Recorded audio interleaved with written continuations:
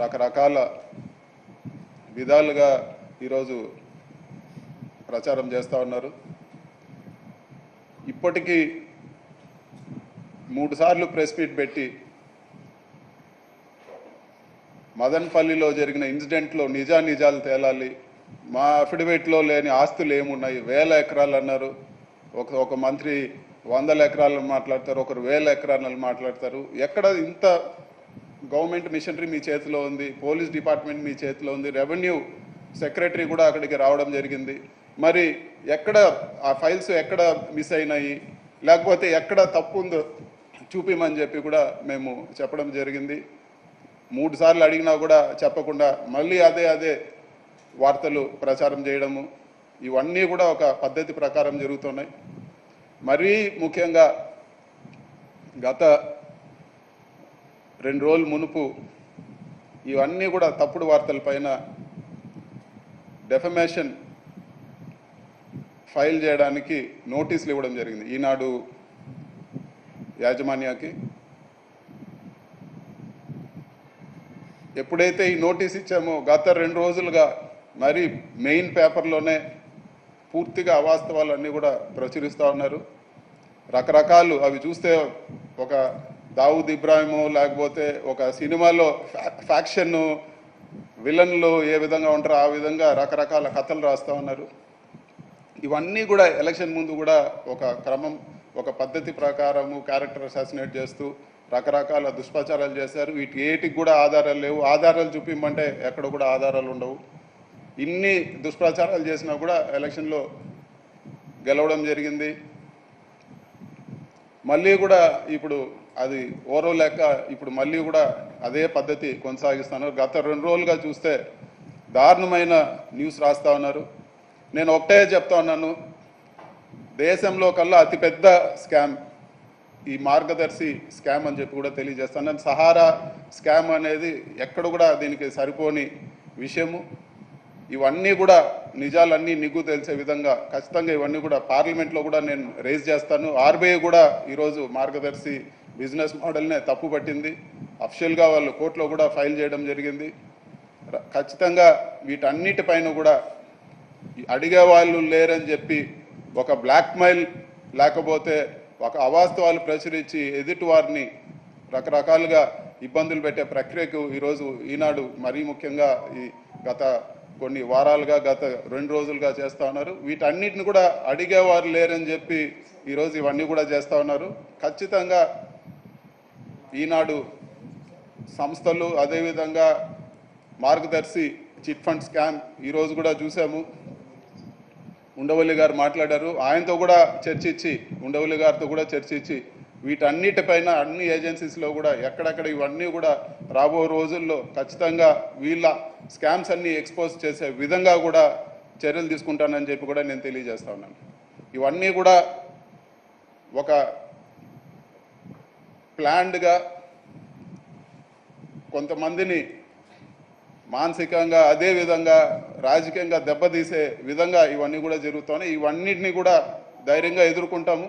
ఖచ్చితంగా వీటికి ఏవైతే ఇవన్నీ చేశారో ఖచ్చితంగా వీటికి ఎదురు నిలబడే విధంగా చర్యలు తీసుకుంటామని చెప్పి కూడా మేము తెలియజేస్తాను. Thank you.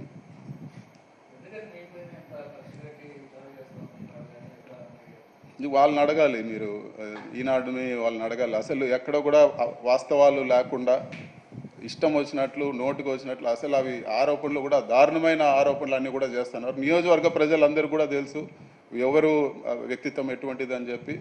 రాష్ట్రమంతా కూడా ఈరోజు పేపర్లో వేసి ఎక్కడ పోయినా కూడా దీంట్లో నిజం ఉందేమో అనిపించే విధంగా ఈరోజు రాస్తూ ఉన్నారు. ఈరోజు వాళ్ళకి సంబంధించిన ఈరోజు ఏజెన్సీస్ అన్నీ కూడా వాళ్ళ ప్రభుత్వమే ఉంది, వాళ్ళకి సంబంధించిన ఏజెన్సీస్ ఉంటాయి. ప్రూవ్ చేయండి. ప్రూవ్ చేయకుండా ఇలాంటివన్నీ బురద కొట్టే కార్యక్రమాలు చేయకూడదని చెప్పి కూడా నేను తెలియజేస్తాను.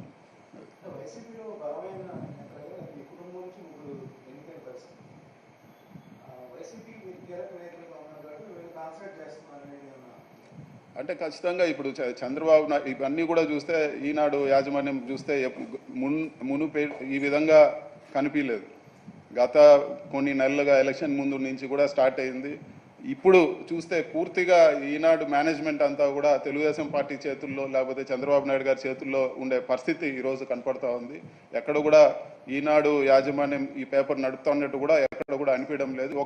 కేవలం ఒక తెలుగుదేశం కరపత్రిక లాగా కేవలం వాళ్ళు ఎవరైతే టార్గెట్ చేయాలో డైవర్షన్ పాలిటిక్స్. ఈరోజు సూపర్ 6 అనేది పూర్తిగా గాలికి వదిలేశారు. సూపర్ 6 పథకాల గురించి మాట్లాడేదానికి లేదు. ఎవరైనా కానీ నోరు తెరిస్తే వాళ్ళపైన ఏదో ఒకటి బురద కొట్టే కార్యక్రమాలు ఇవన్నీ కూడా ఒక ప్లాన్డ్గా జరుగుతూ ఉంది. ప్రజల దృష్టి మరల్చేదానికి ఈరోజు ఇవన్నీ కూడా ప్రజల దృష్టి మరల్చేదానికి ఇవన్నీ కూడా చేస్తూ ఉన్నారు. వాళ్ళు ఏదైతే ప్రామిసెస్ చేశారో ఇవన్నీ నిలబెట్టుకోలేని పరిస్థితి ఈరోజు. వీటన్నిటిని కూడా ఈరోజు మనమే చూసాం. అసెంబ్లీ సాక్షిగా వాయిదాలు వేసి మేము ఇప్పుడే చేయలేం, మాకు సంవత్సరం టైం కావాలి, ఇంకోటి కావాలని ఈరోజు అన్నీ కూడా పనికిరాని రీజన్స్తో ఈరోజు అన్నీ కూడా వాయిదాలు వేస్తూ ఉన్నారు. ఇవన్నీ కూడా ఒక డైవర్షన్ పాలిటిక్స్. ఇవన్నీ ఎదుటి వాళ్ళని క్యారెక్టర్ అసాసినేట్ చేసి ఎదుటి వాళ్ళని ఒక ఇబ్బంది పెట్టి ఇవన్నీ కూడా ప్రజల్ని డైవర్ట్ చేసే పనిలో భాగంగానే నేను భావిస్తున్నాను.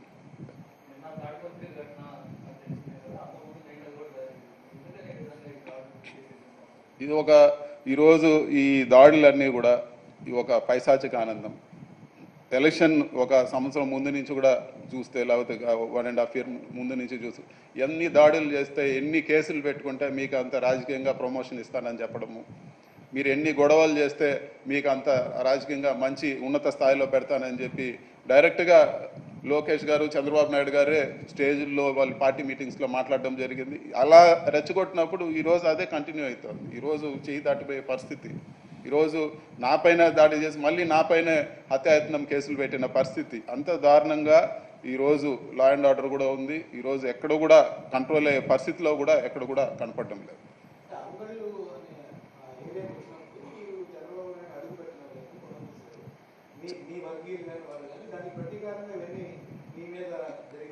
రాష్ట్రంలో చంద్రబాబు నాయుడు గారు పూర్తిగా అన్నీ కూడా పర్యటించారు. అక్కడక్కడ అడపా జరిగిన ఇన్సిడెంట్స్ పెట్టుకొని ఇవన్నీ కూడా ఈరోజు తాడిపత్రిలో కానీ లేకపోతే పుంగనూరులో కానీ, పుంగనూరులో ఎక్కడ కూడా జరగలేదు. తెలుగుదేశం నాయకులు వెళ్ళి పోలీసుల పైన గొడవ చేశారు, కానీ వైసీపీ కార్యకర్త ఎక్కడ ఉన్నారు? ఏ ఒక్కటి కూడా మీరు విజువల్స్ తీయండి. ఎక్కడ వైసీపీ కనీసం ఒక్క వైసీపీ కార్యకర్త ఎక్కడన్నా పుంగనూరులో అతనికి అడ్డంగా వచ్చారేమో అని చెప్పి ఏ రోజు కూడా అలాంటి రాజకీయాలు చేయలేదు. చంద్రబాబు నాయుడు గారు 100 సార్లు వచ్చిపోయారు. చిత్తూరు జిల్లాలో వచ్చారు, అన్ని చోట్ల తిరిగినారు. ఒక్క ఇన్సిడెంట్ ఎక్కడన్నా జరిగింది దాన్ని తీసుకొచ్చి అసలు వాళ్ళు రెచ్చగొట్టి ఈ విధంగా చేయడం వల్లే ఈరోజు ఇవన్నీ కూడా ఇన్సిడెంట్స్ జరిగినాయి. చంద్రబాబు నాయుడు గారు వాళ్ళ క్యాడర్ని రెచ్చగొట్టడం వల్ల అంగల్ ఇన్సిడెంట్ కానీ లేకపోతే పుంగనూరు కానీ, పుంగనూరులో ఎక్కడున్నారు? ఒక్క వైసీపీ కార్యకర్తలు లేరు. పోలీసులు కళ్ళు పోయే విధంగా వాళ్ళందరూ కూడా చేతులు విరిగే విధంగా బళ్ళు తగలబెట్టి చేసింది తెలుగుదేశం నాయకులు. సో ఇవన్నీ కూడా ఒక కారణాలు కాదు. ఇవన్నీ కూడా ఒక కక్షపూరిత వాతావరణం ఈరోజు రాష్ట్రంలో తీసుకొచ్చారని చెప్పి కూడా మనం ఈరోజు ప్రత్యక్షంగా చూస్తాం.